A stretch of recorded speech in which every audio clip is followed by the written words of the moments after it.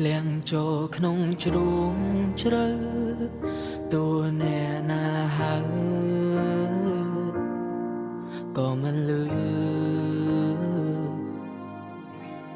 ឈឺចាំឈឺស្ទើរតែចង់ស្លាប់ត្រូវការជំនួយឆាំមានឬទេរួមនៅទាំងស្ថិតក្នុងភាពងងឹតរាល់ថ្ងៃ The real emotions in me they fight ប៉ុន្តែមិនអាចដូចមានអ្វីរារាំងជួយខ្ញុំផងជួយឲ្យខ្ញុំបានរស់ផងបីសាច់នៅក្នុងខ្លួនលងខ្ញុំស្ទើរតែឈួរទៅហើយ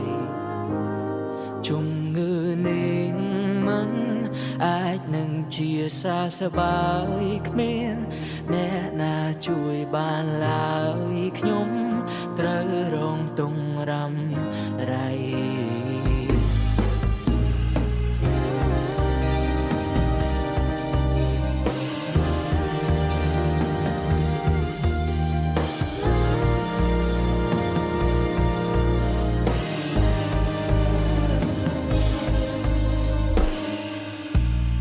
រឿងក្នុង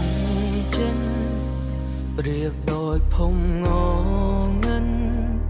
អ្វីដែលជាការពិនគ្មានអ្នកដឹងអង្គុយម្នាក់ឯង Spend all the night counting all the wounds that I've made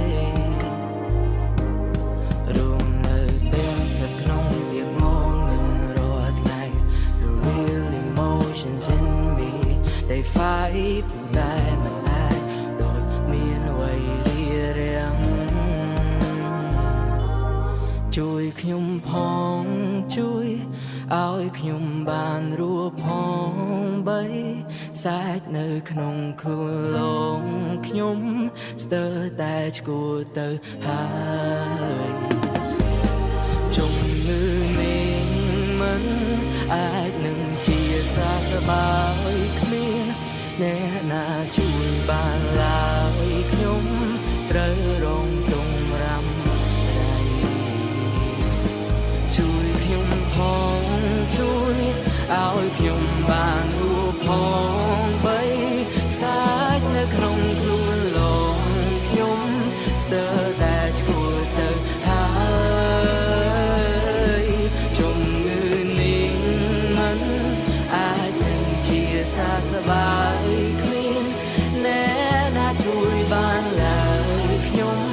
ត្រូវរងទងរំไรជួយខ្ញុំផងជួយឲ្យខ្ញុំបានរស់ផងបីសាច់នៅក្នុងខ្លួនលងខ្ញុំស្ទើរតែឈួរទៅហើយ